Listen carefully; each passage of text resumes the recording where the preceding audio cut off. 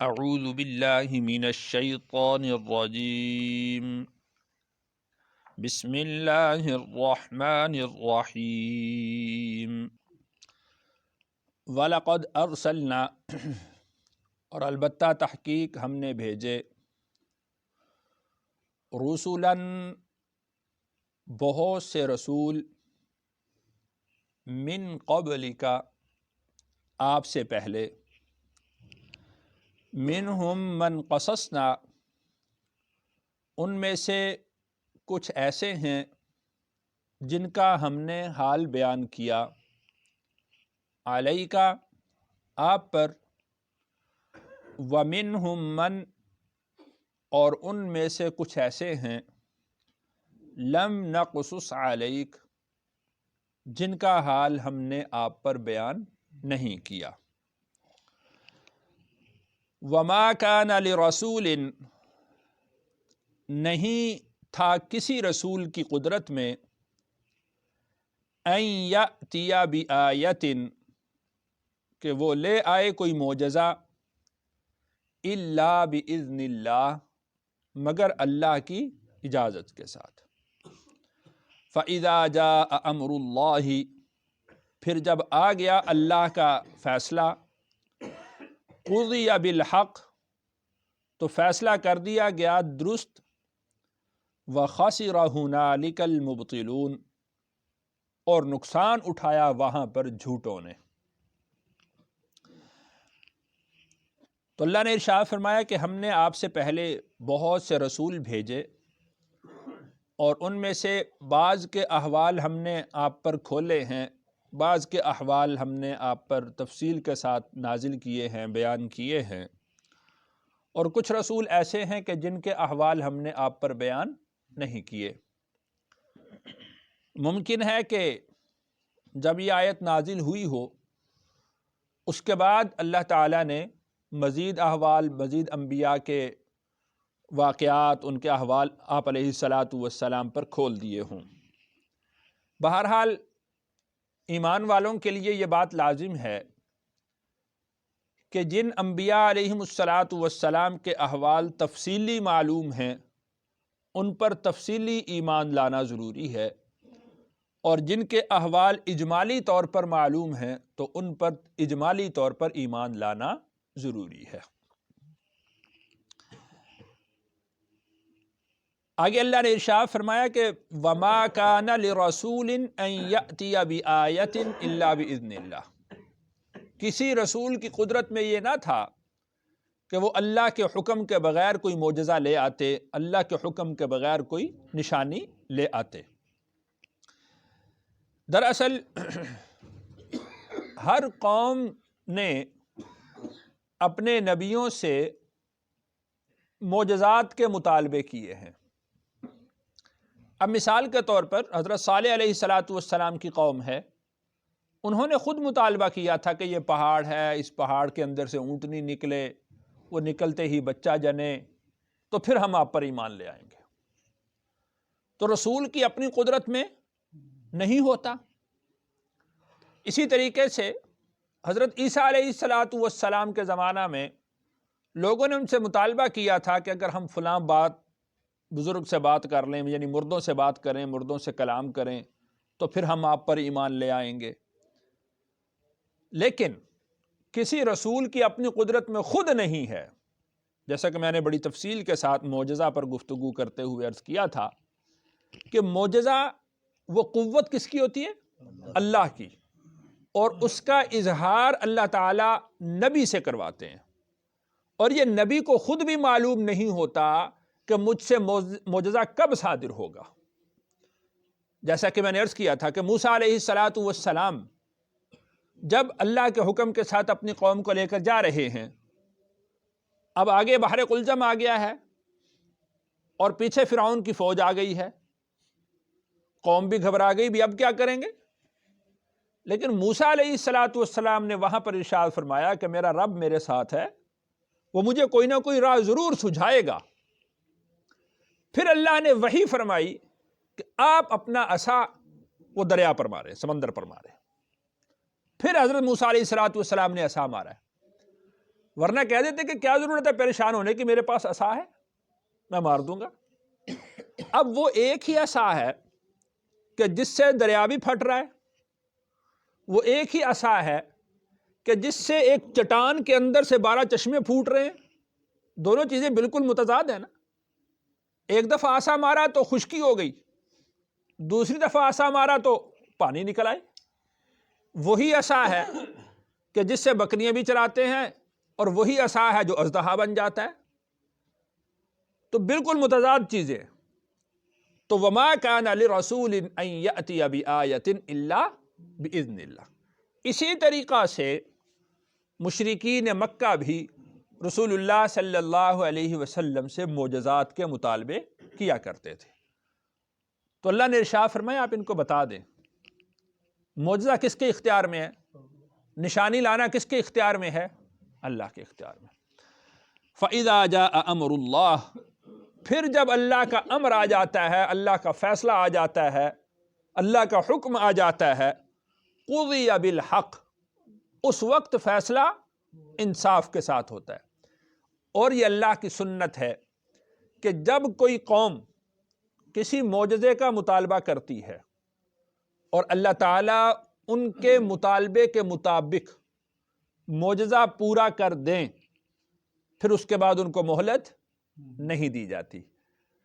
تو رسول اللہ صلی اللہ علیہ وسلم کی امت، چاہے امت دعوت ہو یا امت اجابت، اللہ جل شانہ کو یہ ختم کرنا مقصود نہیں تھا، اس لیے اللہ تعالیٰ نے ان کے منہ بولے مطالبوں کے مطابق اللہ نے نشانیاں نازل نہیں فرمائی۔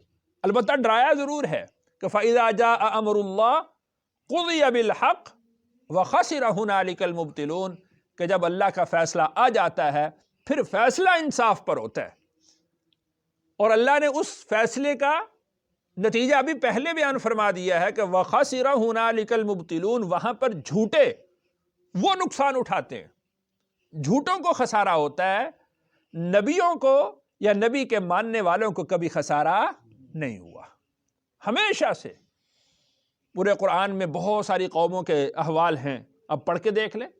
اللہ نے نبی کو بچایا ہے اور نبی کی امت کو بچایا ہے، وہ تعداد میں بھلے کتنے ہی کم ہوں۔ آگے اللہ نے ذکر بھی فرمایا اس کو تھوڑا سا۔ آگے اللہ نے اپنی قدرت کو بیان فرمایا، اللہ الذی، اللہ کی وہ ذات ہے، جعل لکم الانعام، جس نے بنایا تمہارے لیے چوپاؤں کو، لترکبوا منہا، تاکہ تم سوار ہو ان پر، ومنہا تأکلون، اور ان میں سے کچھ کو تم کھاتے ہو۔ چوپائے اللہ نے بنائے اور سارے کے سارے تمہارے اختیار میں دے دیے، تمہاری قدرت میں دے دیے، تمہارے کام میں لگا دیے۔ ان میں سے بعض پر تم سواری کرتے ہو اور بعض کو تم کھاتے ہو، ان کو ذبح کرتے ہو، ان کا گوشت کھاتے ہو۔ وَلَكُمْ فِيهَا مَنَافِعُ، اور تمہارے لیے اس میں کئی نفع کی چیزیں ہیں۔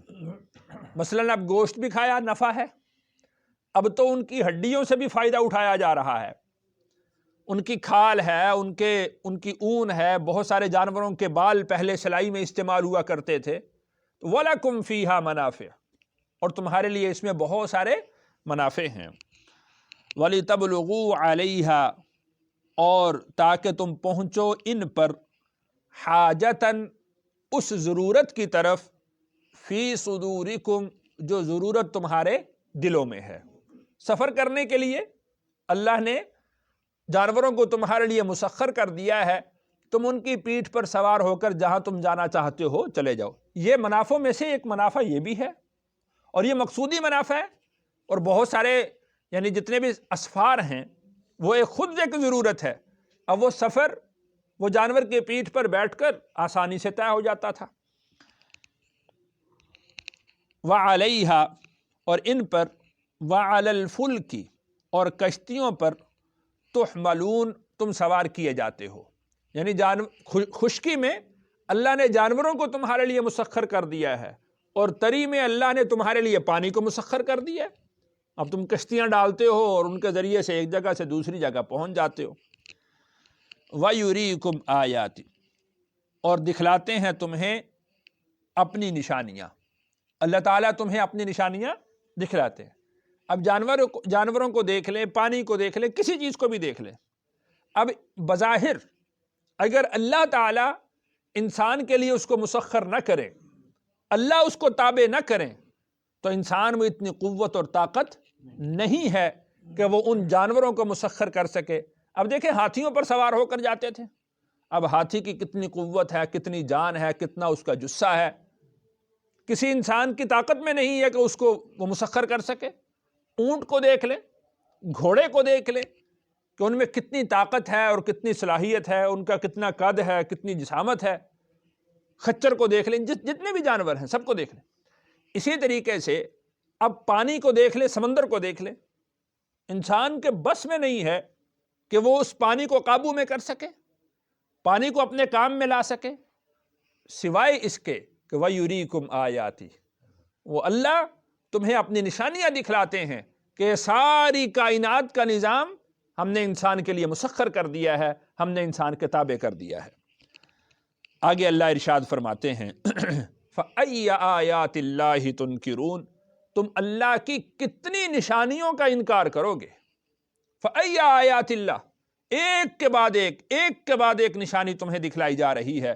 فَأَيَّ آيَاتِ اللَّهِ تُنْكِرُونَ، اللہ کی کتنی آیات کا تم انکار کرو گے. افلم یسیرو، کیا وہ چلے پھرے نہیں، فی الارض زمین میں، فینظروا پھر وہ دیکھتے، کیف کان کیسا تھا، عاقبۃ الذین انجام ان لوگوں کا، من قبلہم جو ان سے پہلے تھے. یعنی پیچھے فرمایا نا فَأَيَّ آیَاتِ اللَّهِ تُنْكِرُونَ، تم اللہ کی کتنی آیات کا انکار کرو گے. اب کچھ منکرین کے جو احوال ہیں وہ تمہارے سامنے ہیں. افلم یسیروا فی الارض، کیا تم زمین میں، کیا وہ لوگ زمین میں پھرے نہیں؟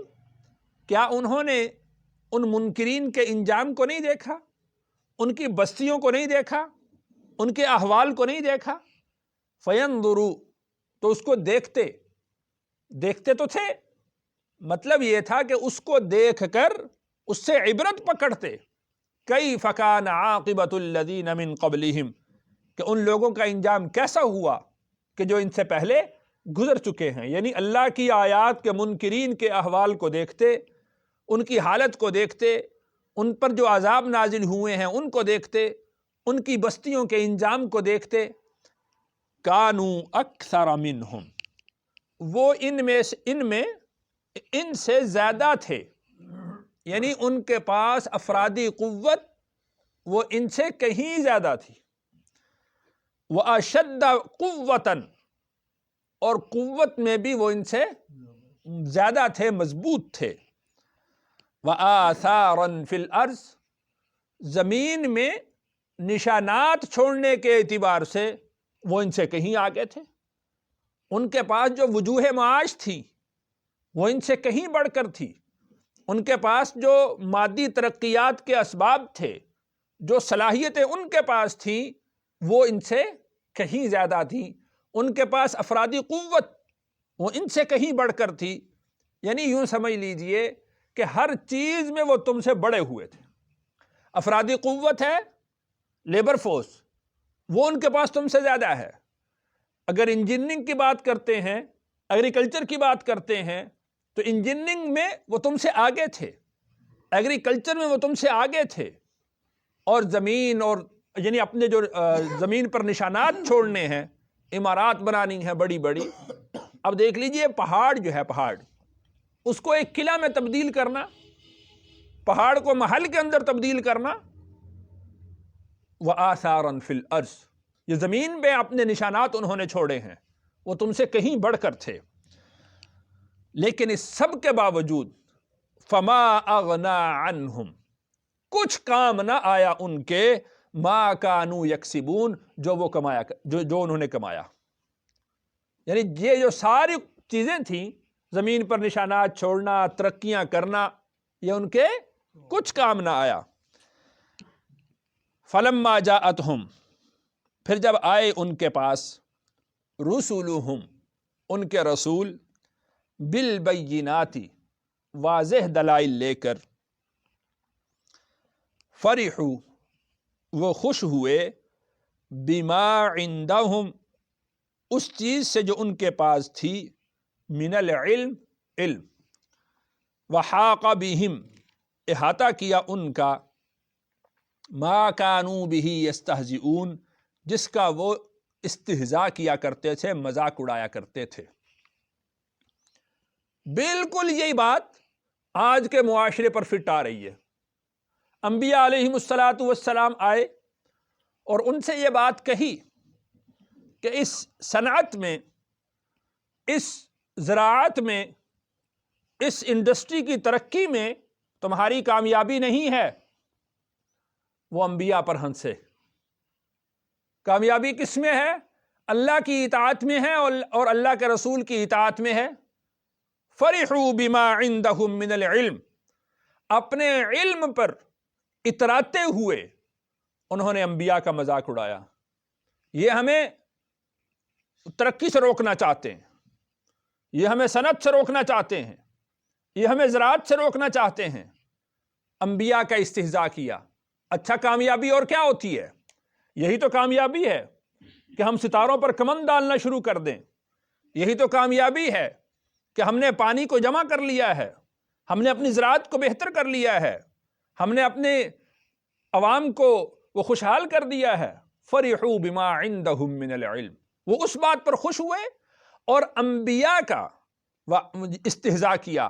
پھر اللہ نے ارشاد فرمایا کہ وہ جو استہزاء انبیاء کا انہوں نے کیا تھا، وحاق بہم ما کانوا بہ یستہزئون، اس استہزاء نے ان کا احاطہ کر لیا اور ان کو دکھلایا کہ اس صنعت میں، اس کاریگری میں، اس زراعت میں، اس مادی ترقی میں حقیقت میں کوئی کامیابی نہیں ہے۔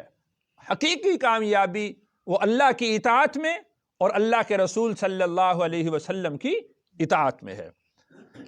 فلما پھر جب رأوا انہوں نے دیکھا، بأسنا ہمارے عذاب کو، وہ جو مادی ترقی میں بڑے ہوئے تھے، وجوہ معاش میں بڑے ہوئے تھے، جب انہوں نے ہمارے عذاب کو دیکھا، قالوا انہوں نے کہا، آمنا باللہ ہم ایمان لاتے ہیں اللہ پر، وحدہ اس اکیلے اللہ پر ایمان لاتے ہیں۔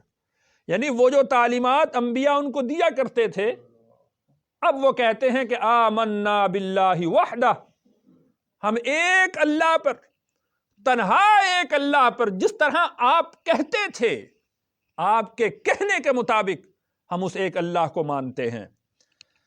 وَكَفَرْنَا اور ہم انکار کرتے ہیں، بما کننا بہ مشرکین کہ جن کو ہم شریک ٹھہرایا کرتے تھے۔ اللہ کے ساتھ ہم جس کو شریک ٹھہراتے تھے، ہم ان تمام کا انکار کرتے ہیں۔ اب آگے نا خالص ایمان، لیکن یہ کب آیا ہے؟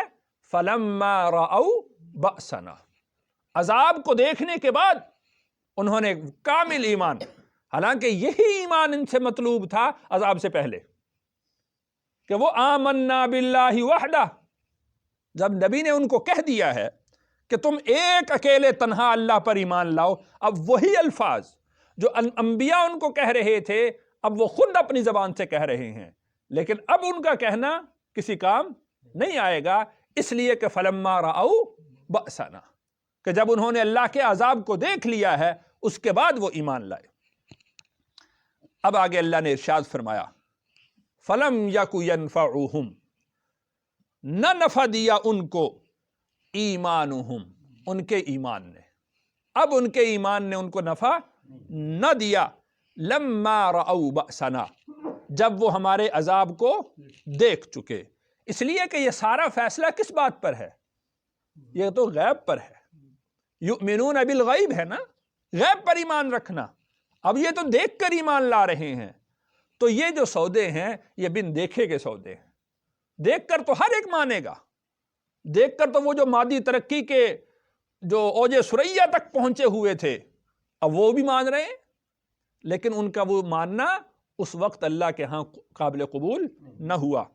سنت اللہ التی قد خلت فی عبادہ، سنت اللہ، اللہ کا طریقہ، التی جو کہ قد خلت پہلے گزر چکا فی عبادی اپنے بندوں میں. اللہ کا جو طریقہ پہلے سے چلا آ رہا ہے اللہ نے اپنے طریقہ کے مطابق فیصلہ کیا ہے. اللہ نے کوئی اپنے فیصلے کو تبدیل نہیں کیا, اپنے طریقہ کو تبدیل نہیں کیا کہ یہ لوگ کہیں کہ ہمیں تو پتہ ہی نہیں چلا, ہمیں تو پہلے تو لوگوں پر اس طرح عذاب آتے تھے یا اس وجہ سے عذاب آتے تھے, ہمیں تو یہ بتایا ہی نہیں گیا, ہمارے اوپر عذاب اور طریقے سے آ گیا, پہلے آ گیا بعد میں آ گیا. تو اللہ نے ارشاد فرمایا سنت اللہ التی قد خلت فی عبادی, اللہ کا طریقہ وہ ہے کہ جو پہلے اس کے بندوں پر گزر چکا ہے. اور وہ طریقہ کیا ہے کہ وَخَسِرَ هُنَالِكَ الْكَافِرُونَ, کہ وہاں پر منکر نقصان اٹھاتے ہیں. کافر لوگ, اللہ کے ناشکرے لوگ, وہ خسارہ اٹھاتے ہیں, وہ نقصان اٹھاتے ہیں. یہ اللہ کا طریقہ ہے. اور اس سے یہ بات سمجھ میں آ رہی ہے کہ نقصان اٹھانے والے, خسارہ اٹھانے والے وہ منکر ہوئے, کافر ہوئے, اور نفع اٹھانے والے کون لوگ ہوئے؟ ایمان لانے والے, انبیاء ہوئے, انبیاء کے متبعین ہوئے. اللہ نے ان کو ہمیشہ سے سرخرو کیا ہے, لیکن اس میں شرط یہ ہے کہ نبی کی اس طرح پیروی کی جائے جس طرح کے نبی نے ہدایت دی ہے, جس طرح نبی نے حکم دیا ہے. صرف زبان کے دعوے, صرف زبان کے نعرے, یا صرف یہ جو سلوگنز ہیں ان سے کام نہیں چلے گا. حقیقی طور پر جب تک نبی کی اتباع نہیں ہوگی اس وقت تک کامیابی ملنے والی نہیں ہے. اللہ تعالیٰ سے دعا ہے اللہ تعالیٰ مجھے اور آپ کو سمجھ نصیب فرمائے. الحمدللہ رب العالمین.